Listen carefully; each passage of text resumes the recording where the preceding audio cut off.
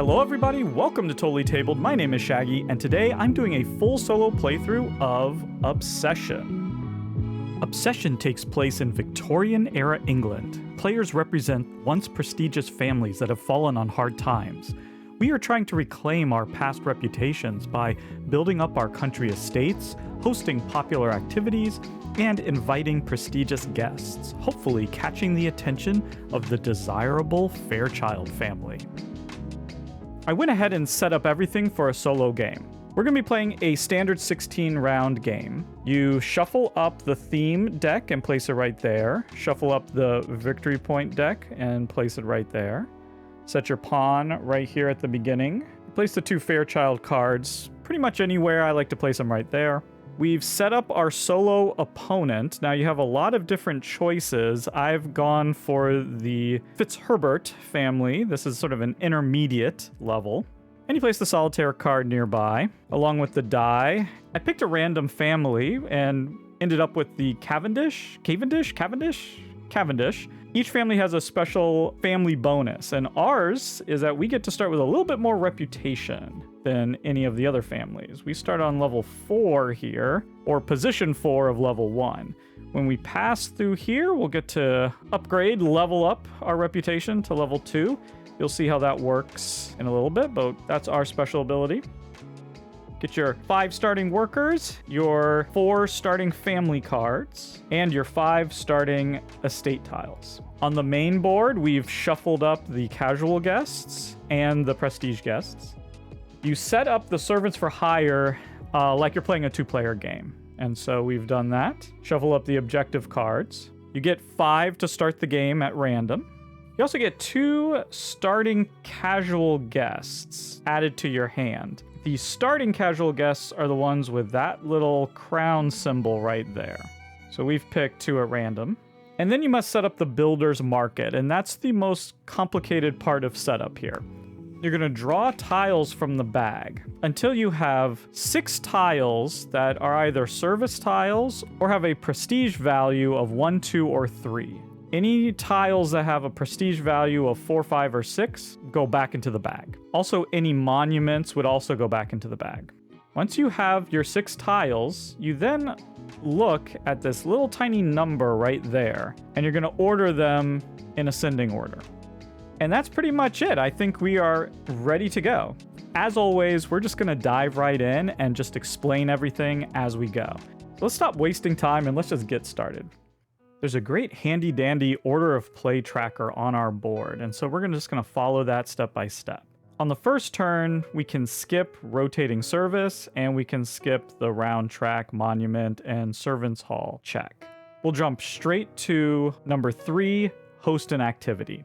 At the start of the game, we have these 5 activities that we can choose to host. For instance, we could have some afternoon tea in the main gazebo, or play some whist in the front parlor. Each of these activities lets us invite a certain number of guests. So the afternoon tea lets us host 2 gentry, which is basically 2 of any card in our hand. While whist, we would be able to invite 2 ladies. Each of these events also requires a worker. So the afternoon tea would require a footman, while the whist would require our housekeeper. And when you host the activity, you gain a certain benefit. Here we gain the benefit of having a prestigious guest enter our hand. The guests that we invite, they also give us benefits. So right off the bat, I have a couple of concerns. One, we start with no money. And so getting a little money so that we can buy additional tiles is a high priority. So I think the first thing we're going to do is host this bowling green activity. That's going to let us get $300. Hosting this activity requires a footman, and we get to invite 2 gentries. So that can be any card in our hand. I think I really want to get some money, and so how about we invite this gentleman right here, and I want to invite her. We've hosted the activity, we invited our 2 guests, and now we get to provide service. Neither of our 2 guests require any additional service, so that's great. And now we get to enjoy the favors that come from this activity. So we start with money. We're going to be earning 300 plus 200 for this guy. And the favor she's giving us, these 2 lion symbols, that's reputation. So we get to move 2 steps up on our reputation track. And because we started at 4, we've completed the circle and leveled up our reputation to level 2. Reputation lets us play bigger and better activities. For instance, this game of croquet requires a reputation level of 2 in order to put on the event. Now, you can still buy that tile, you just won't be able to host that event until you're at reputation level 2. Also, some guests require you to be at a higher reputation level. Okay, so we've now enjoyed all the favors, and we're allowed to purchase 1 tile from the market. The cost is shown on top, and then some of these either increase or decrease that cost.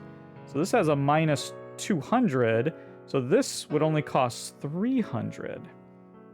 I'm tempted by that. Also really interested in this tile, but right now it's far too expensive. These 2 would only cost 200. Not sure how excited I am in either of those. Although this reputation is nice. Now you can see, after you've hosted an event once, you get to flip the tile, and usually it gets better.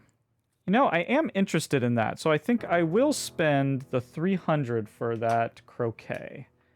I'll get 200 back, and we can add it into our area here.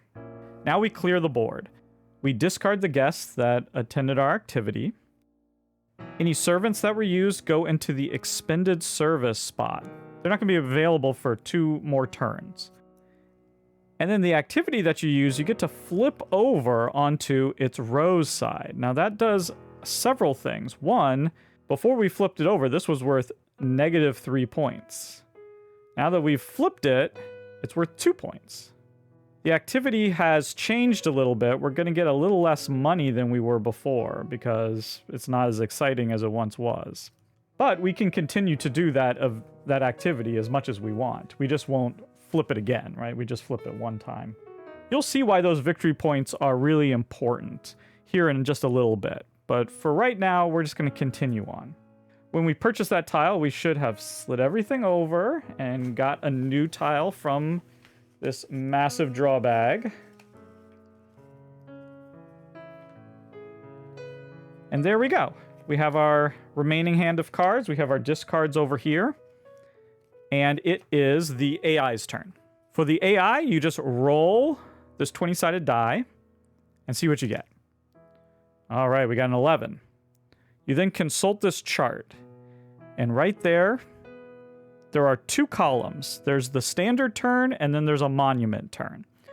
If there was a monument tile out here to purchase, then we would look at the monument turn column. But right now, we don't have a monument out here. So we're just going to look at the standard turn. And for an 11, they're going to take the tile in position 4. 1, 2, 3, 4. Oh, they took this tile I was really, really interested in. That's a shame. That just gets discarded. New tile comes out.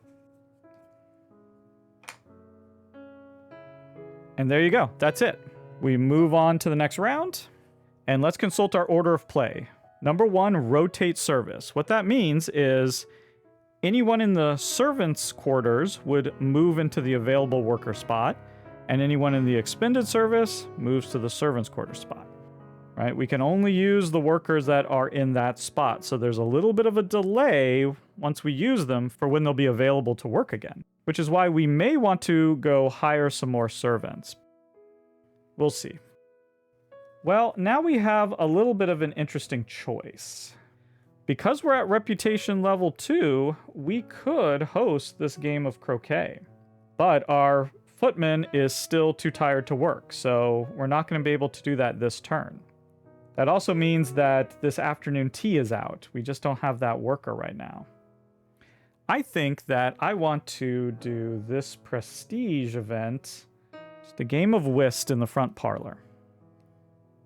That requires our housekeeper, and we get to invite 2 ladies. And I don't have any choice in the matter. I only have 2 ladies in my hand, so we will invite them to this game.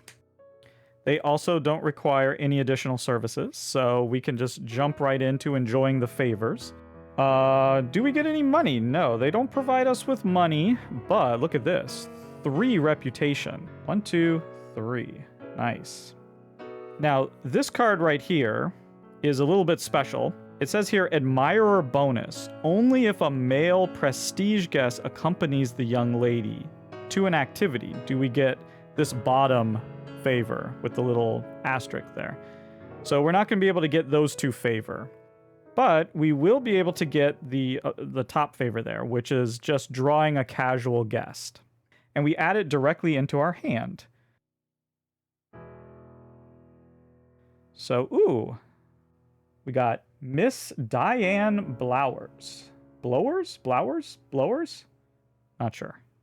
And now here we get to choose one of these 2 favors. So we either we're going to draw 2 casual guests and pick one of them. That's what that symbol means. Or we're going to remove a casual guest from our deck. Some of the casual guests can have negative penalties, and so you may want to get them out of your deck. Right now, I think we just want to draw 2 casual guests and pick one. Okay, so who do we want? Wow, I like this guy. He's going to give us 2 reputation. And you can see here, we need to be at reputation level 2 to play him, but we are. And he gives us 2 victory points. I say, let's take this guy in the really, look at that mustache. We just should take him just for the mustache, right? And this guy goes to the bottom of the deck. We are done. So now we could buy a tile from the market. And we do have 200, so we could get either one of those. Okay. I say, yeah, let's grab this. Oh my word, you didn't pay for that improvement tile, you ratbag hornswoggler. I bet you didn't think anyone would notice. Typical Cavendish behavior. Shame on you. Shame on you. Our housekeeper goes into the expended service spot. We get to flip.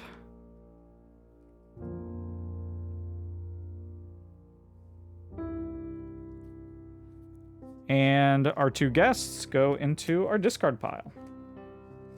Oh, let's make sure we refill the builder's market.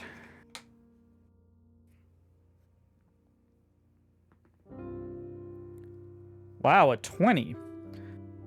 So it says refresh. Okay, since the solo opponent rolled a 20, we have to refresh the market. So we take all of these,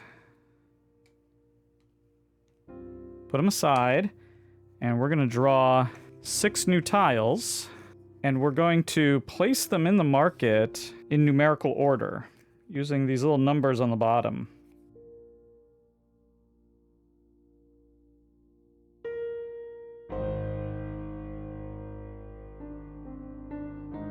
Then the ones that we set aside go back into the bag. Wow, so we have a completely different builder's market. That changes things for sure. And because our solo opponent didn't take a tile that turn, we placed this little marker on here to remind us that on their next purchase in the next turn, whatever we roll will have a -5 attached to it. So essentially, they can never go 2 rounds in a row without purchasing something. On to round 3. Now, if you look at this position, you can see it says there, Village Fair. Now, at the beginning of a Village Fair round, anyone who had converted their private study had done this activity, which says right there, Village Fair Planning. Anyone who has that flipped to the other side will gain 300 money and 2 reputation. And you'd get that a second time right here on round 9. So 2 times in the game. We chose not to do that, so we get nothing from this village fair. We basically ignore it. The first thing we do is rotate service, so we get our footman back, but not our housekeeper quite yet. We check the round track. This is when we would do the village fair if we had it. If we had any monuments or the servants' hall, which is right here, then we would get a little benefit. We don't, so we're going to go straight to hosting an activity. And this is where we really want to think about and look at our opponent, because after this round, we're going to go into a courtship round. And in a courtship round, we don't take any of these actions. Instead, we're going to flip over one of those theme cards, and one of these 5 themes is going to show up. That's going to be the theme that the Fairchilds are the most interested in for this particular courtship phase. And we're going to get judged based on how many victory points we have in that particular theme. So let's say a prestige theme was turned up. Right now we would have 2 victory points in that theme, in the prestige theme. And we would compare that to our solo opponent. You can see here we have round 1, 2, 3, and the final round. So we look at round 1. We look at courtship number 1, I should say. In prestige, they have a victory point value of 2. So we would tie.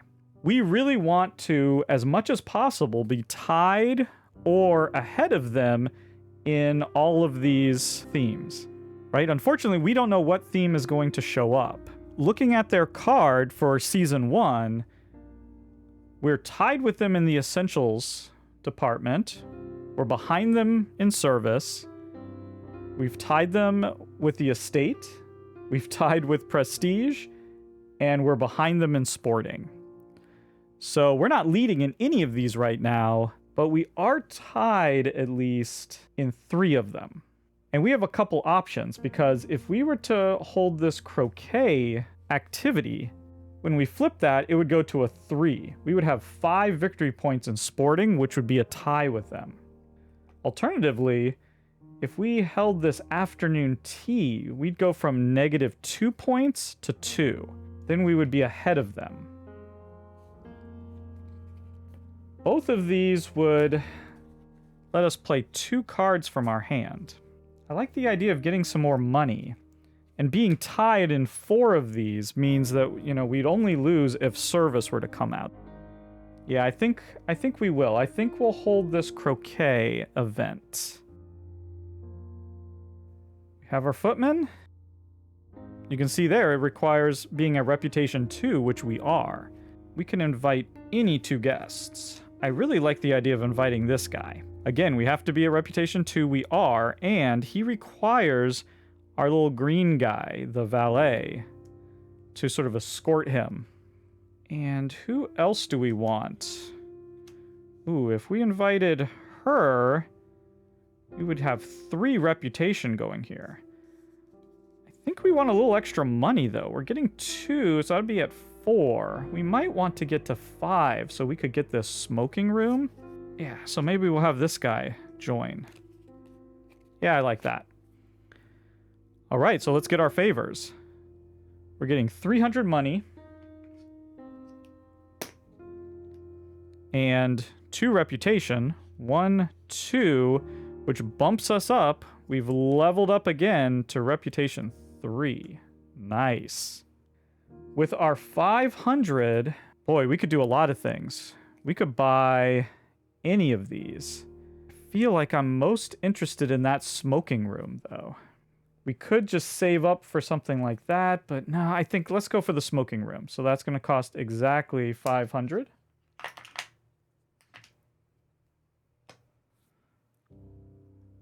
Okay. To discard these guys and flip this over.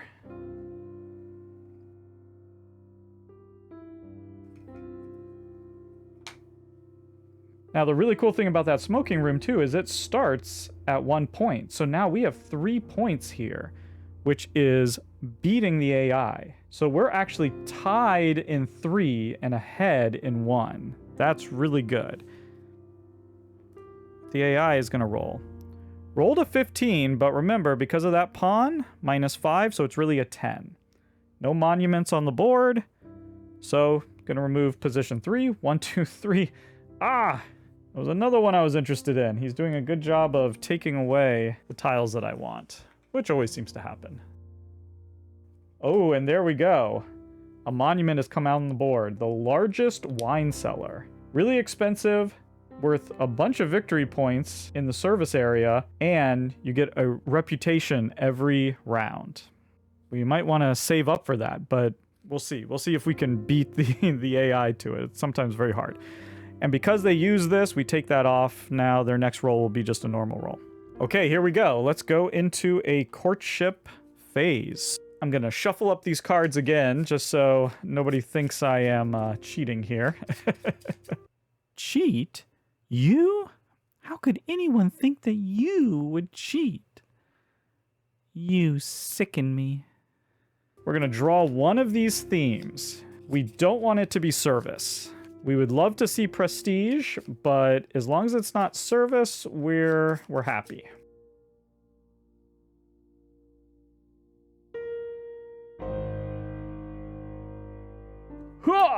Oh, you saw me shuffle. You saw me shuffle. There was no camera tricks there. Kabam. So that card means that the Fairchilds are most interested in prestige events. And right now, look at that. We have 3 victory points in the prestige to our opponent's 2. We win. By winning, we get a couple of different things. First, we get to take one of these VP cards and add it to our area here.